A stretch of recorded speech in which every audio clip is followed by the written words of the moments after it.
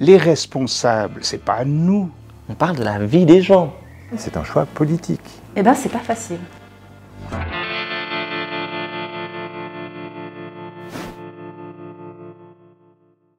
La Suisse n'a jamais eu de colonie, et pourtant, ces musées sont pleins d'objets qui ont fait leur chemin dans les valises de diplomates, d'explorateurs, de scientifiques, de missionnaires à l'époque coloniale.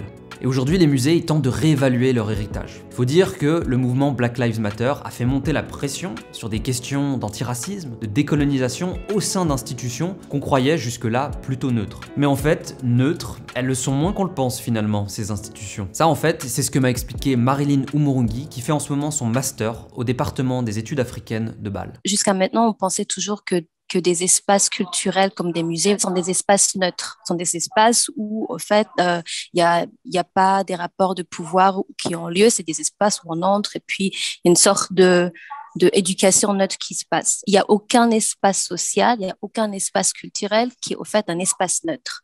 Donc, dans chaque espace social, il y a des rapports de pouvoir, il y a des rapports d'autorité qui se font et il y a des rapports de déséquilibre qui se font. Pour prendre un exemple, le musée d'ethnographie à Genève a décidé de lancer un plan stratégique pour essayer de traquer d'ici à 2024 tous ces biais et tous ces rapports de force qui étaient hérités des siècles d'occupation de l'Europe autour du globe en fait. À ce sujet d'ailleurs, on peut écouter son directeur, Boris Vastio.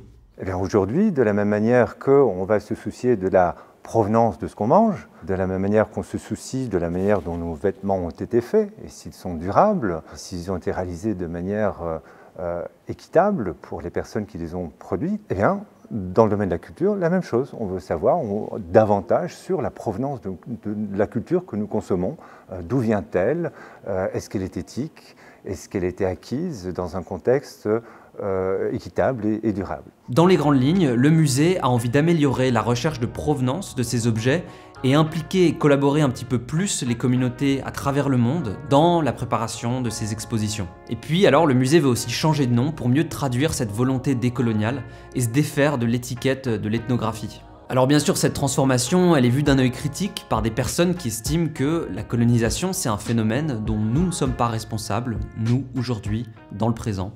Les responsables de la colonisation, les responsables de l'esclavage, c'est pas nous, ce sont les esclavagistes. C'est vrai qu'on peut avoir tendance à regarder le passé avec des yeux d'activistes d'aujourd'hui. Mais ces yeux d'activistes, ils peuvent que regarder le passé et le comprendre pour pas que ces oppressions se répètent. Parce que oui, c'est important de préciser que ces personnes n'allaient pas dans les pays colonisés en premier lieu pour rapporter des jolis vases ou des masques traditionnels. Elles y allaient pour exploiter des ressources. L'or, l'argent, le cacao, le café. C'est ça la réalité du colonialisme. Et les rapports nord-sud d'aujourd'hui s'inscrivent clairement dans le prolongement de ce rapport colonial. On pourrait parler évidemment des entreprises néocoloniales suisses qui exploitent des pays en voie de développement en Amérique du Sud ou en Afrique. C'est encore un autre discours, ça. Parce que oui, certaines firmes suisses engrangent d'énormes profits sans tenir compte de l'impact sur les populations et sur l'environnement dans le secteur et dans les espaces de leurs activités, particulièrement en ce qui concerne les matières premières. Et les banques suisses, qui sont le refuge de prédilection des capitalistes du monde entier, occupent encore aujourd'hui une place bien particulière dans l'oppression des peuples autochtones. Tout ça, c'est des questions très politiques. Et ce que j'ai compris en parlant au directeur du MEG, c'est que les musées, ils peuvent parfois être pris dans ce tumulte politique, eux aussi. Comme je le disais avant, les mouvements sociaux ont fait émerger beaucoup de réflexions sur le passé colonial, ce qui fait qu'il y a beaucoup d'activistes qui ont voulu se débarrasser entièrement des traces du colonialisme. Et puis d'autres ont réagi en criant à la cancel culture, au négationnisme de l'histoire, ce qui donne lieu en fait des deux côtés à des positions très tranchées qui peuvent parfois rendre le débat un peu difficile sur cette question. Une grande question, par exemple, a été celle de la restitution des objets à leur population d'origine. Alors d'un côté, il y a ceux qui disent oui, sans hésiter, et de l'autre, il y a ceux qui disent non, ça va trop loin, les musées seront vidés si on commence à rendre les objets à leur population d'origine. Alors dans les deux cas, il faut peut-être préciser que les musées ne reçoivent que très peu de demandes en fait de restitution, et que dans tous les cas, s'ils reçoivent une demande, c'est pas eux qui décident directement de rendre ou non ces objets. Le choix éventuel de restituer ou pas, c'est un choix politique des autorités compétentes, en l'occurrence de la ville de Genève. Nous ne faisons qu'un travail de documentation et d'information. Donc on n'est pas là pour faire des choix, on va restituer ou pas restituer. On est là pour dire, ben voilà, on a déterminé que nous avons aussi des objets issus de pillage dans certains cas. Il faut pouvoir les déterminer. Et au cas où un État tiers ou un entière partie, une population les revendiquerait, on savait que c'était des objets sensibles, on a fait des démarches, on a éventuellement contacté ces personnes, on a discuté. C'est vrai qu'on épingle beaucoup la restitution comme la question centrale de la décolonisation. Il faut savoir par exemple que le MEG n'a jamais reçu de demande de restitution, et que en fait les restitutions en général ça se passe plutôt bien entre les musées et les populations qui demandent leurs objets quoi.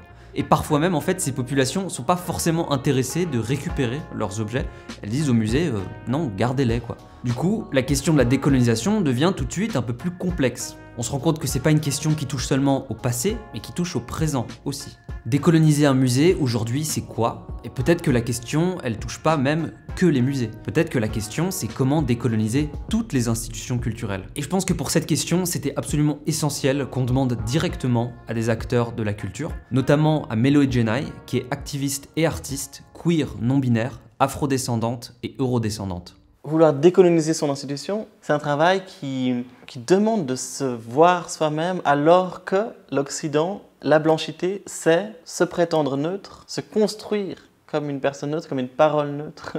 Et là, non, on doit comprendre, c'est extrêmement subjectif. Et donc maintenant, comment est-ce que les subjectivités des personnes qui ressentent, qui dans leur corps, chaque jour en fait, subissent la colonisation présente et passée, comment faire pour que ce soit ces personnes-là qui parlent, mais pas seulement parlent, mais soient payées pour parler, soient invitées. Ce qui est reproché aux institutions culturelles, en fait, c'est que en parlant de décolonisation, ça reste elles qui parlent de décolonisation. Ça reste elles les référents de ce processus de décolonisation. Et le risque à terme, c'est que cette notion de décolonisation soit ravalée par ces grandes institutions et qu'elle perde son sens finalement. Je pense justement qu'on est dans une époque où les termes sont vidés de leur sens. Donc on parle par exemple justement d'une résistance, donc d'une lutte dès le premier jour de la colonisation, logiquement, par les personnes colonisées, qui développent des termes pour parler de ce qu'elles font, puis les termes sont repris, et puis on dit oui, nous aussi on fait ça. Mais où sont les personnes? Où sont les personnes concernées? C'est toujours ça. Sur cette question, on a aussi rencontré Noémie Etienne, qui est professeure en histoire de l'art à l'université de Berne, et elle va encore un petit peu plus loin même dans ce questionnement. Est-ce qu'on peut même décoloniser le musée? Vous avez dit est-ce qu'il faut, mais moi je demanderais est-ce qu'on peut? Et en 2017, il y a eu un article, un petit témoignage d'une curatrice et qui dit « The museum will not be decolonized ». Parce que malgré son expérience d'inclusion, donc elle a été invitée à participer à une exposition, c'est une femme issue de l'immigration et en fait elle n'est pas satisfaite. Puis elle dit en fait ce n'est pas décolonisable. Je pense que ça vaut la peine de se poser sincèrement la question si simplement c'est pas un lieu qu'on a juste colonisé et qu'on peut décoloniser le musée. Il est produit, il est créé par cette situation qu'on évoque, capitale et coloniale. Alors, est-ce que le décoloniser, c'est pas le détruire? Après, il faut être clair, ça veut pas dire qu'il faut pas essayer de décoloniser les grandes institutions culturelles. Et je crois que c'est quand même possible de remettre en question les perspectives qui se créent sur ce genre d'espace. Et je crois que c'est encore beaucoup plus intéressant quand ça se passe dans cet espace-là, que si la responsabilité est toujours mise dans notre espace. Donc, si des espaces comme des musées ne doivent pas prendre cette responsabilité-là et qu'on met la responsabilité de faire ce genre de discours toujours dans d'autres espaces culturels ou dans d'autres institutions éducatives, alors là, c'est vraiment ne pas comprendre au fait aussi le pouvoir qu'on a, quoi. Alors vous l'aurez compris, la décolonisation, c'est un sujet très complexe. Est-ce que la question, elle est vite répondue là, dans un reportage de 10 minutes? Non. Mais on peut déjà commencer par parler de là où on se trouve, de là où chacun se trouve, en fait, en rapport à l'autre. Moi, par exemple, je suis un homme blanc de 28 ans, et je vous parle de décolonisation. Est-ce que j'en suis légitime? Ça, c'est à vous de me le dire. En attendant, ce qui est sûr, c'est qu'il n'y a pas de recette miracle. Cette idée de décoloniser, c'est une idée qui, comme j'ai dit, ça vient des études postcoloniales et décoloniales, et c'est pas une idée parfaite. Il y a encore plein de fautes dans cette idée, plein de défauts, mais au moins on se pose des questions par rapport au pouvoir, par rapport à la transparence, la responsabilité, mais il y a encore plein de choses qui manquent, et c'est pas une idée parfaite. Il y a une chose qui est sûre, c'est que la décolonisation, ça peut pas être la tâche d'une seule institution. La colonisation, c'est un processus, c'est un phénomène global, c'est une forme d'oppression qui touche tout le monde. C'est en fait des rapports de domination de race, mais aussi de classe, de genre. Tant qu'on n'a pas fait ces rapports de pouvoir, je pense qu'on n'a pas encore fait le travail. Et là, je ne pense pas que ce soit un souhait politique à l'heure actuelle qui soit réellement mis en place, en fait.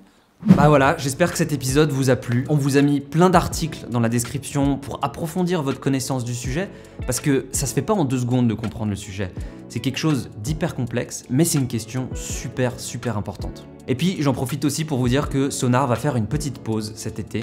On va essayer de revenir à la rentrée. Sonar, c'est une chaîne qui est très jeune encore. On est encore à trouver notre ton, notre forme, mais on y croit quand même à fond parce qu'on a beaucoup de soutien de votre part. Et puis en description aussi, je vais vous mettre le lien pour notre compte Tipeee parce qu'on compte quand même sur vos dons. On essaye de survivre grâce à vos dons pour pas vous infliger en fait des pubs et des partenariats rémunérés un peu douteux. Parce que oui, l'information de qualité, ça a un coût. En attendant, n'oubliez surtout pas de vous protéger du soleil et de profiter de ces douces nuits d'été qui nous attendent. À la prochaine les amis.